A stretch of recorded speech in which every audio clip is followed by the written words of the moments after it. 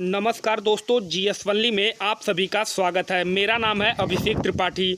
अगर आप भी गवर्नमेंट एग्जाम की तैयारी कर रहे हैं तो मेरे साथ लगातार बने रहिएगा जीएस जीके पोर्शन में फतेह हासिल करने के लिए।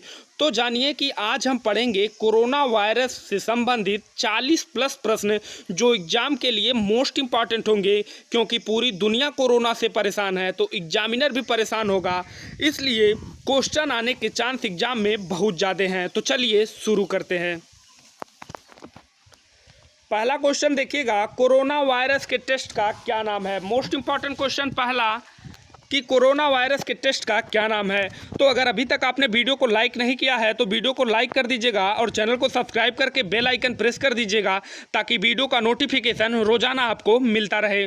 तो कोरोना वायरस के टेस्ट का नाम है RT-PCR टेस्ट। RT-PCR टेस्ट का क्या मतलब होता है? इसका मतलब होता है reverse transcription polymers chain reaction. क्या होता है? आर से हुआ reverse transcription polymers chain reaction. तो कोरोना वायरस के टेस्ट का क्या नाम है? तो वो है RT-PCR टेस्ट। बढ़ते हैं अगले प्रश्न की तरफ। चीन ने कोविड-19 के इलाज के लिए किस जानवर के पित्त की सिफारिश की है? मोस्ट इंपॉर्टेंट क्वेश्चन, चीन ने कोविड-19 के इलाज के लिए किस जानवर के पित्त की सिफारिश की है? तो वो भालू के पित्त के लिए सिफारिश किया है। कौन? चीन। किसके लिए? तो कोविड-19 के इलाज के लिए। किस जानवर की पित्त? तो भालू की पित्त। बढ़ते हैं अगले प्रश्न की तरफ। वुहान से पहले कोरोना वायरस से होने वाले बीमारी को क्या नाम दिया गया था? तो वुहान से पहले होने वाले कोरोना वायरस को कोविड-19 का नाम दिया गया था। क्या?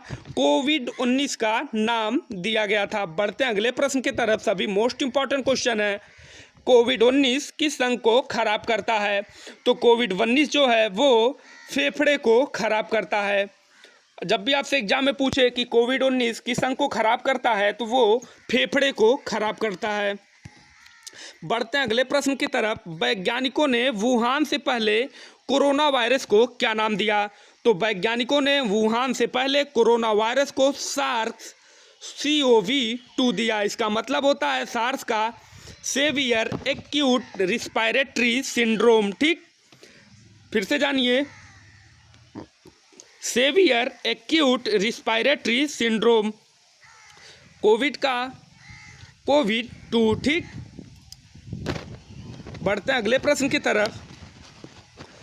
कोविड-19 को किसने महामारी घोषित किया? तो कोविड-19 को WHO ने महामारी घोषित किया। अब यहाँ जानिए कि जो WHO की स्थापना है वो 1948 में हुई।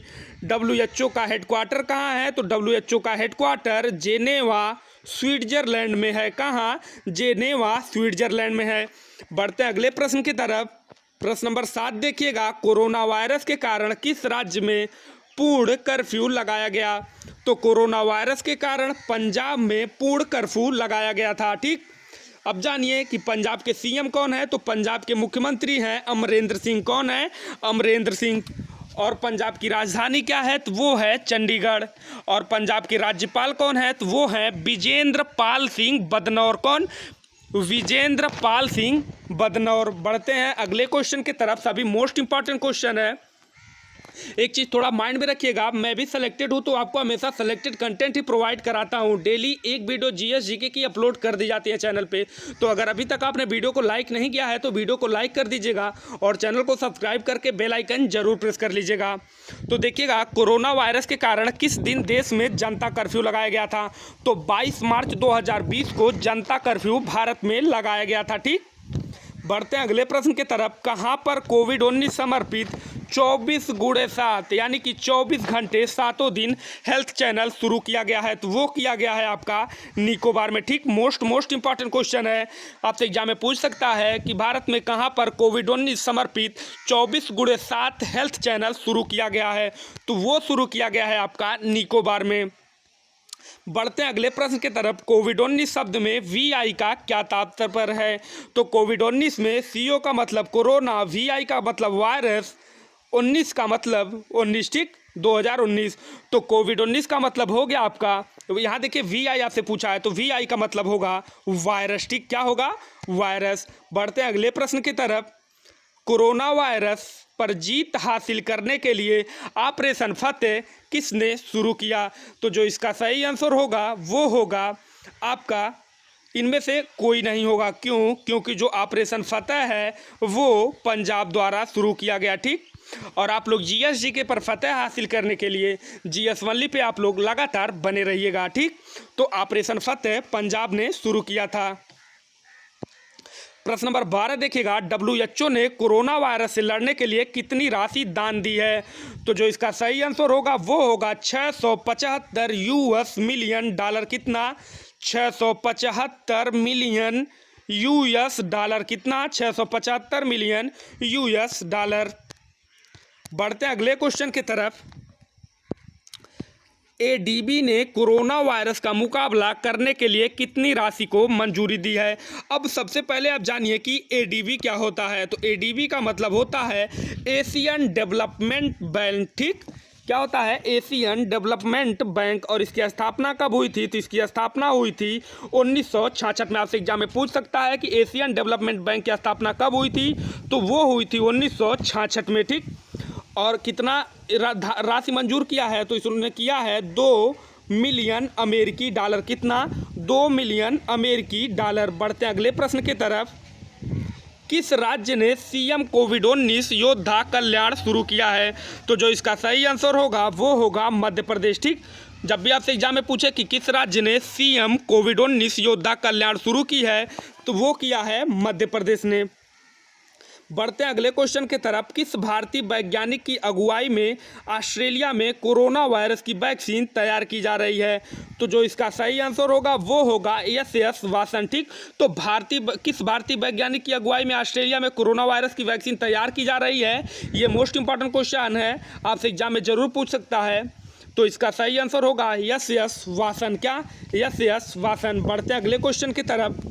किस देश ने कोरोना वायरस से निपटने के लिए टास्क फोर्स का गठन किया है? तो भारत ने कोरोना वायरस से निपटने के लिए टास्क फोर्स का गठन किया है। किसका? टास्क फोर्स का भारत ने गठन किया है। क्यों? कोरोना वायरस से निपटने के लिए। प्रश्न नंबर 17 देखिएगा, किस राज्य की सरकार ने तिरंगा पहल के तहत रैपिड स्क्रीनिंग शुरू की है? तो जो इसका सही आंसर होगा वो होगा केरल। ठीक, तो केरल राज्य की सरकार ने तिरंगा पहल के तहत रैपिड स्क्रीनिंग शुरू की है। एक चीज़ जानिए, केरल की स्थापना कब हुई थी? तो केरल की स्थापना सन 1956 में हुई थी। केरल की राजधानी क्या है? तो वो है तिरुवनंतपुरम। ठीक, केरल के गवर्नर कौन है? तो वो हैं आरिफ मोहम्मद खान। मुख्यमंत्री कौन है? तो केंद्रीय विजयन है। ठीक, बढ़ते अगले क्वेश्चन की तरफ। क्वेश्चन नंबर 18 देखिएगा, किस देश ने मास्क, कपड़ों आदि के निर्यात पर प्रतिबंध लगा दिया है? तो जो इसका सही आंसर होगा वो होगा भारत। तो भारत देश ने मास्क, कपड़ों आदि के निर्यात पर प्रतिबंध लगा दिया है। मोस्ट इंपॉर्टेंट क्वेश्चन था।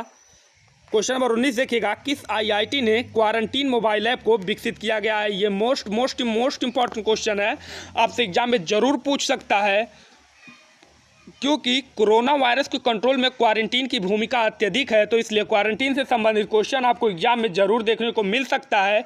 तो इसलिए बता रहा हूं कि किस आईआईटी ने क्वारंटीन मोबाइल ऐप को विकसित किया। तो जो इसका सही आंसर होगा वो होगा आईआईटी बॉम्बे। ठीक, तो आईआईटी बॉम्बे ने क्वारंटीन मोबाइल ऐप को विकसित किया है। बढ़ते हैं अगले क्वेश्चन की तरफ। क्वेश्चन नंबर 20 देखिएगा, किस राज्य सरकार ने मोबाइल हैंड वॉश सुविधा स्टेशन स्थापित किया है? तो जो इसका सही आंसर होगा वो होगा मध्य प्रदेश। ठीक, क्या होगा इसका? क्या आंसर होगा इसका? जो सही आंसर होगा वो होगा आंध्र प्रदेश। ठीक, क्या होगा? आंध्र प्रदेश। तो जब भी आपसे पूछे कि किस राज्य ने मोबाइल हैंड वॉश सुविधा स्टेशन स्थापित किया है, तो वो आंध्र प्रदेश ने स्थापित किया है। एक चीज़ और जानिए, स्थापना कब हुआ था आंध्र प्रदेश का? तो वो हुआ था 1953 में। कब हुआ था?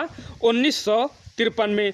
और यहाँ विधानसभा की कितनी सीटें हैं? तो विधानसभा की 58 सीटें हैं और लोकसभा की 25 सीटें हैं। कहाँ?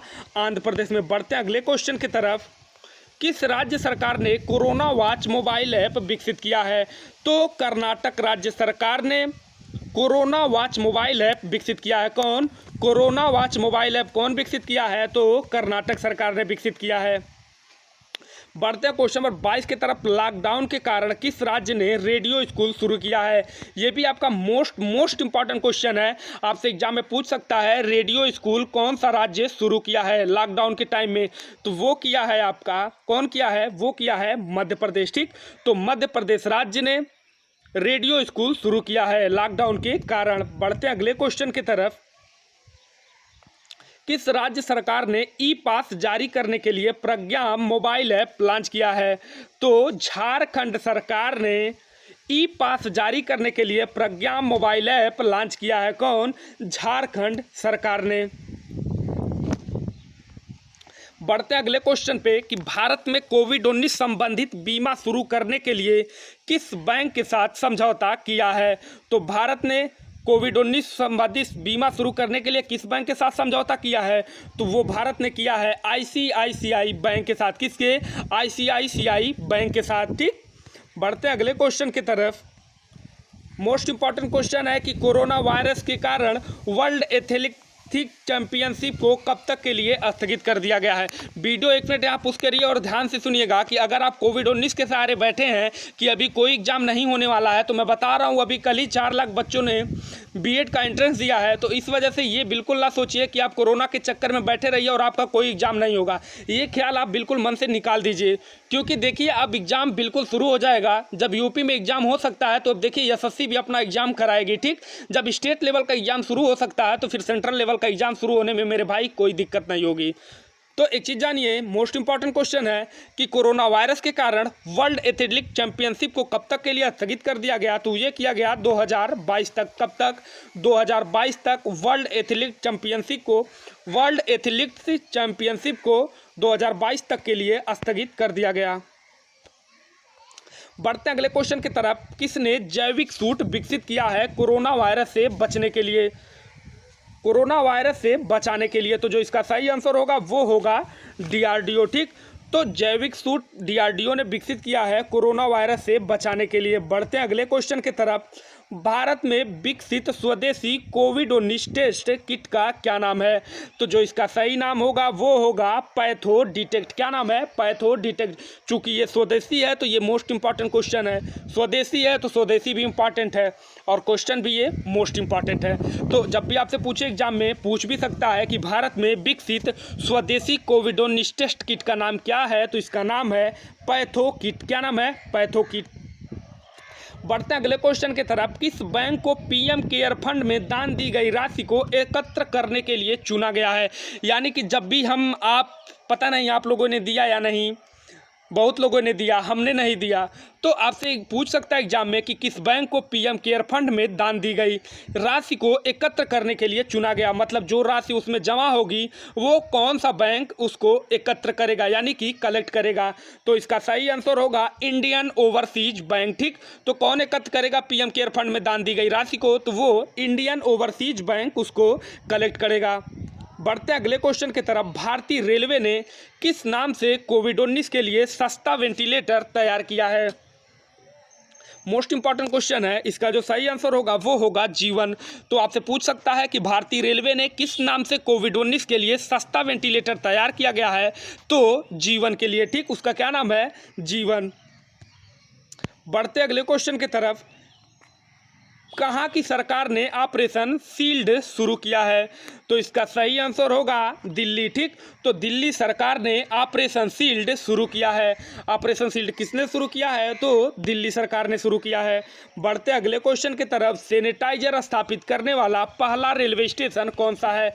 मोस्ट इंपॉर्टेंट क्वेश्चन है कि सैनिटाइजर स्थापित करने वाला पहला रेलवे स्टेशन कौन सा है? तो जो इसका सही आंसर होगा वो होगा अहमदाबाद। ठीक, तो अहमदाबाद रेलवे स्टेशन सैनिटाइजर स्थापित करने वाला पहला रेलवे स्टेशन हो गया है। ठीक, बढ़ते हैं अगले क्वेश्चन की तरफ। भारत ने सार्क कोविड-19 इमरजेंसी फंड में कितनी सहायता राशि दान देने की घोषणा की है? तो इसका जो सही आंसर होगा वो होगा $10 मिलियन। कितना होगा? $10 मिलियन। अब एक चीज़ जानिए, सार्क का क्या मतलब होता है? तो सार्क का मतलब होता है south Asian association for regional corporation. क्या होता है? जानिए एक बार फिर, south Asian association for regional corporation. फिर जानिए सार्क का हेडक्वार्टर कहाँ स्थित है, तो ये स्थित है काठमांडू यानी कि नेपाल में।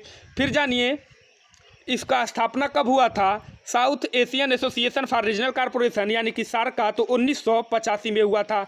कब हुआ था, तो 1985 में हुआ था। बढ़ते हैं अगले क्वेश्चन की तरफ। किस नेशनल पार्क में जानवरों को क्वारंटीन करने के लिए अलग वार्ड बनाए गए हैं, कि आपसे एग्जाम में पूछ सकता है। मोस्ट इंपॉर्टेंट क्वेश्चन है कि किस नेशनल पार्क में जानवरों को क्वारंटीन करने के लिए अलग से वार्ड बनाया गया है, तो उसका जो सही ऑप्शन होगा वो होगा जिम कॉर्बेट नेशनल पार्क। ठीक, तो जिम कॉर्बेट नेशनल पार्क में जानवरों को क्वारंटीन करने के लिए अलग से वार्ड बनाया गया है। बढ़ते हैं अगले क्वेश्चन की तरफ। एक चीज़ जानिए, प्रश्न नंबर 34 से लेकर 37 तक मोस्ट इंपॉर्टेंट क्वेश्चन है कि कोरोना वायरस को रोकथाम के लिए इन्होंने भी अपना फीचर लॉन्च किया है। तो एक चीज़ जानिए, व्हाट्सएप द्वारा कौन सा फीचर लॉन्च किया गया है कोरोना कंट्रोल में, तो व्हाट्सएप चैट बॉक्स लॉन्च किया गया है। फेसबुक द्वारा कौन सा फीचर लॉन्च किया गया है, तो वो लॉन्च किया गया है कोरोना वायरस इंफॉर्मेशन सेंटर। इसका आप लोग स्क्रीनशॉट ले लीजिएगा। मोस्ट इंपॉर्टेंट क्वेश्चन है कि व्हाट्सएप द्वारा लॉन्च फीचर तो व्हाट्सएप चैट बॉक्स। फेसबुक द्वारा कौन सा फीचर लॉन्च है, तो वो है कोरोना वायरस इंफॉर्मेशन सेंटर। ठीक, गूगल द्वारा कौन सा फीचर लॉन्च किया गया है, कौन सी वेबसाइट लॉन्च किया गया है, तो वो किया गया है google.com/covid19। क्या, google.com/covid19। बढ़ते हैं अगले क्वेश्चन की तरफ। पहली बार कोरोना वायरस की पहचान कब हुई थी, मोस्ट इंपॉर्टेंट क्वेश्चन। और ये आपका लास्ट क्वेश्चन है कि कोरोना वायरस की जो पहचान है वो कब हुई थी, तो कोरोना वायरस की पहली बार पहचान सन 1960 में हुई थी। कब, सन 1960 में। अगर वीडियो अच्छा लगा हो तो वीडियो को ज़रूर से लाइक कर दीजिएगा और चैनल को सब्सक्राइब कर दीजिएगा, ताकि वीडियो का नोटिफिकेशन रोजाना आपको मिलता रहे। मिलते हैं कल फिर एक नए वीडियो के साथ, तब तक आप बने रहिएगा GS ओनली के साथ, मिशन सरकारी नौकरी।